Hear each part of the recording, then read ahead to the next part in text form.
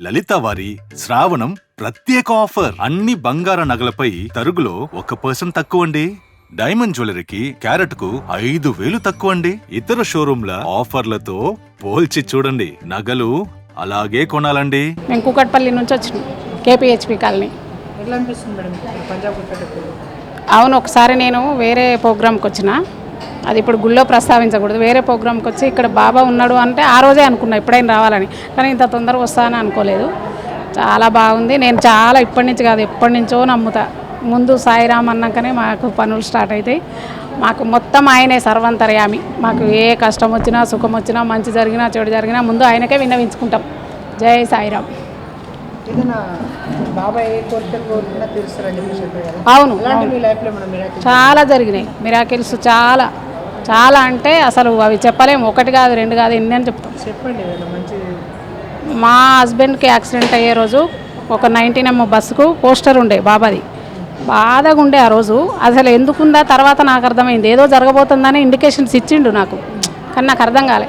కానీ మా హస్బెండ్ చనిపోయినా కూడా మాకు అందులో కూడా మాకు అన్నం పెట్టిండు సాయి.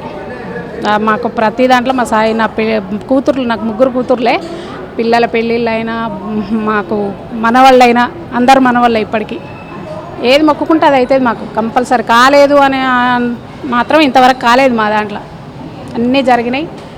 ఆ ముందు ఆయనకు శ్రద్ధ సబూరి. ముందు నువ్వే మొత్తం అని అనుకుంటే చాలు, మన భారం అంతా ఆయనే తీసుకుంటాడు. మనం భయపడక్కర్లే, నాకు ఎవరు లేరు అనుకోకర్లేదు. సాయి నువ్వు చూసుకోవాలంటే చాలు, ఆ భారం ఆయనే వేసుకుంటాడు బాబాయ్. చాలా జరిగినాయి మా విషయంలో చాలా. ఫస్ట్ సాయినామంతో స్టార్ట్ చేస్తారు. అవును అవును. పూజలు ఏ విధంగా చేస్తారండి? పూజ మామూలుగానే చేసుకుంటాం. మనం ఏం తింటామో అదే పెట్టుకోవచ్చు. ఆయన ఏనాడు కోరుకోలేదు నాకు పెట్టండి నాకు వేయండి అని. మనం పెట్టుకుంటున్నాం. మనం ఒక బంధువులాగా. ఇప్పుడు బంధువు వస్తే ఎట్లా పెట్టుకుంటామో, ఆత్మబంధువు ఆయన అందరికీ. బంధువు కూడా కాదు, ఆత్మబంధువు. సాయి అంటే ఇంకంతే. ఆ సాయిని నమ్ముకున్న వాళ్ళకి ఎవరికి కష్టాలు ఉండవు. నాకు తెలిసినంతవరకు ఏ కష్టాలు ఉండవు. ఏ కష్టం వచ్చినా కూడా ఆయన రానియ్యాడు మన దగ్గరికి. ఇంకా ఎలాంటి మిరాకిల్స్ ఏమన్నా? చాలా చాలా జరిగినాయి. మా పెద్ద పాపకు పిల్లలు లేరు, బాబు.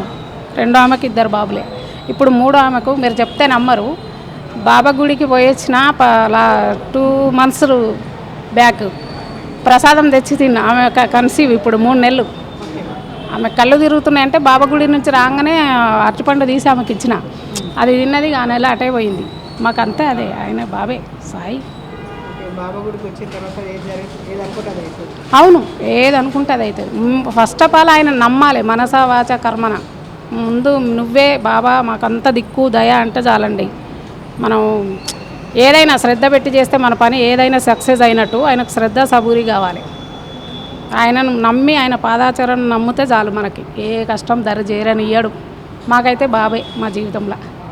అందరు అంటారు ముస్లిం కదా ఆయన, అది కదా ఇది కదా, కొందరు వాదిస్తారు. కానీ మాకైతే ముందు నుంచి బాబే. 30 ఏళ్ళ నుంచి 35 ఏళ్ళ నుంచి బాబే. ఎక్కడ నాకు ఏ తిరుపతి పోయినా మొన్న బాబానే వస్తుంది, కానీ వెంకటేశ్వర స్వామి అని రావట్లేదు. సాయి శరణం అది అట్లా అయిపోయింది మాకు. కనిపించరా మేడం మీ లైఫ్లో? మా లైఫ్లో అవును. నాకు మా హస్బెండ్కు బాగలేదు, క్యాన్సర్ నుంచి బయటపడ్డాడు. 3 నెలలు అపోలోలో ఉండి ట్రీట్మెంట్. ఆ ట్రీట్మెంట్ అయ్యి ఆయన బయటకు వచ్చేటప్పుడు సాక్షాత్తు మా ఇంటికి వచ్చిండు బాబా. అప్పటి నుంచి ఇంకా ఆయనే మాకు.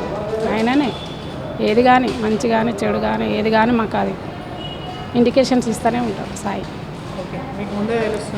తెలుస్తుంటుంది.